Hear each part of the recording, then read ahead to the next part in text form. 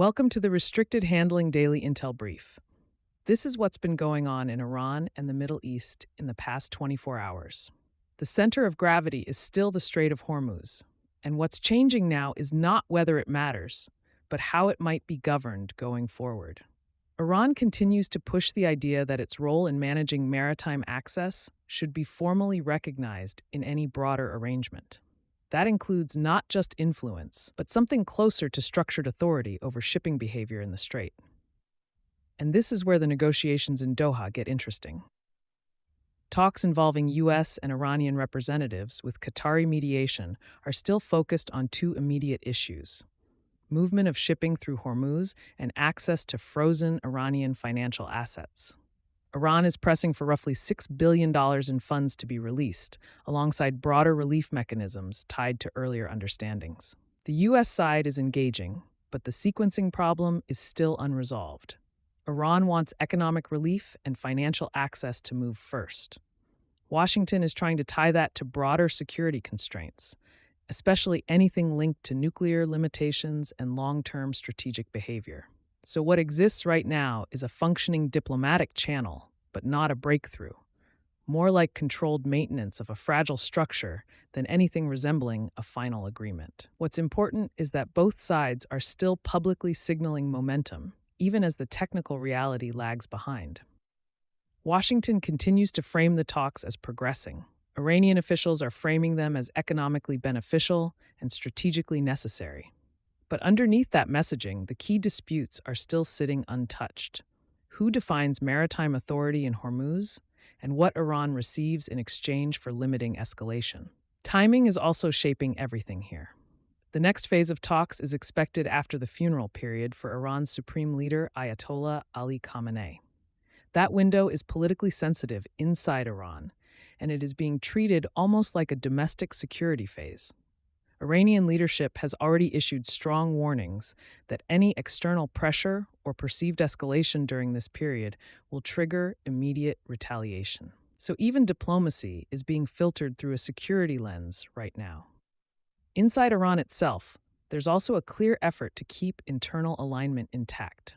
Senior political figures are emphasizing unity across government, military, and security institutions. The message being projected is that Iran's negotiating position is not fractured, even though there are still competing instincts inside the system about how far to go in any agreement and how much leverage should be preserved for later. Now step out from diplomacy for a second, because Iraq is quietly becoming one of the most important pressure points in the entire regional equation. The U.S. has resumed dollar transfers to Iraq after a suspension that was used as leverage against Iranian influence networks and militia-linked financial flows.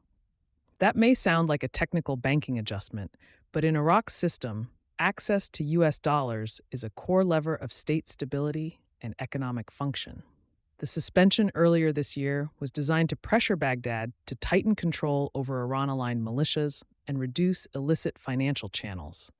The resumption suggests partial compliance, or at least a recalibrated understanding, but the underlying issue has not gone away. Iran-backed militias inside Iraq still operate with significant autonomy, and Baghdad continues to struggle to bring them under consistent state authority.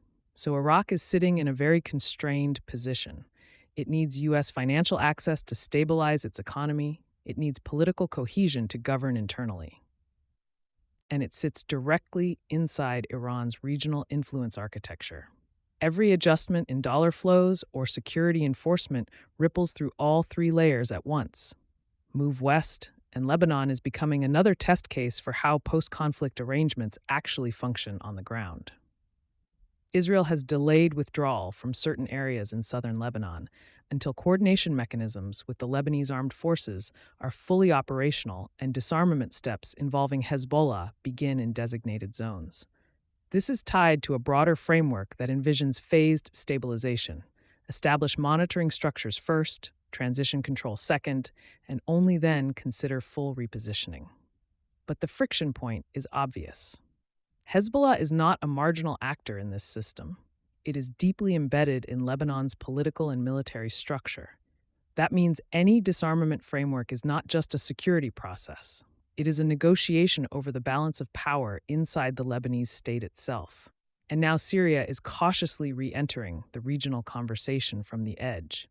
The Syrian foreign minister recently traveled to Beirut, which signals renewed diplomatic engagement, but not necessarily operational alignment. There has been external speculation about whether Syria could play any indirect role in shaping Hezbollah's future position in Lebanon. Damascus has rejected those suggestions, and realistically, it has strong incentives to avoid becoming involved in any process that could destabilize its own fragile internal recovery after years of civil war. Meanwhile, energy markets are quietly absorbing all of this geopolitical tension without fully normalizing around it. Oil flows through the Strait of Hormuz are increasing again, with major Saudi cargoes moving out of Gulf terminals and shipping volumes gradually recovering. Prices have eased compared to earlier peaks, settling in a lower range as immediate disruption fears decline. But this is not a clean stabilization. It is more like partial reopening under persistent uncertainty. Even logistics hubs like Dubai are still operating below pre-crisis throughput levels. Shipping is moving again, but not at full confidence or full scale. That gap between open and fully normal is where risk pricing continues to sit. And underneath all of this is Iran's internal security environment, which is becoming more sensitive rather than less. As Iran moves through the leadership funeral period, security forces are on heightened alert. Temporary restrictions, tighter monitoring, and public warnings are all in place.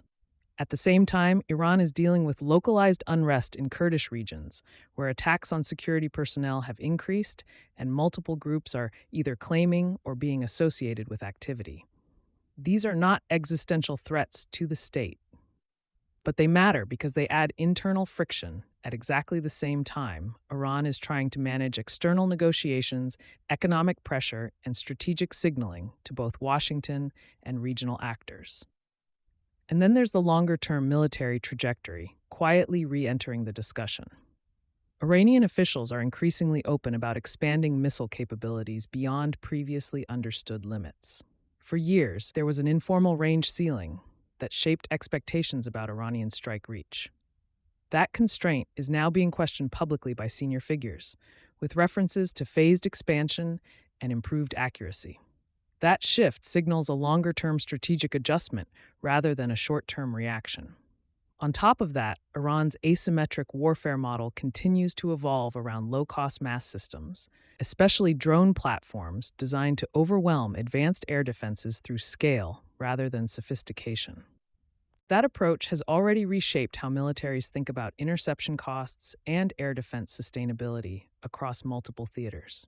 So when you step back, what you're looking at is not a single negotiation or a single crisis point. It's a layered system.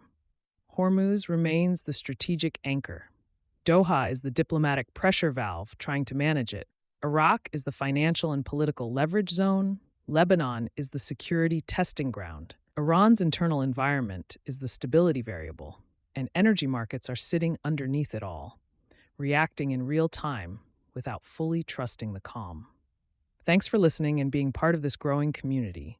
If you found this valuable, I'd really appreciate you leaving a review or sharing a quick comment. It helps others discover the show. We also publish a daily written intel brief on Substack at restrictedhandling.substack.com, where we go deeper on Russia and China, along with analysis on Iran, the Middle East, and the DPRK. Have a great day. We appreciate you being here.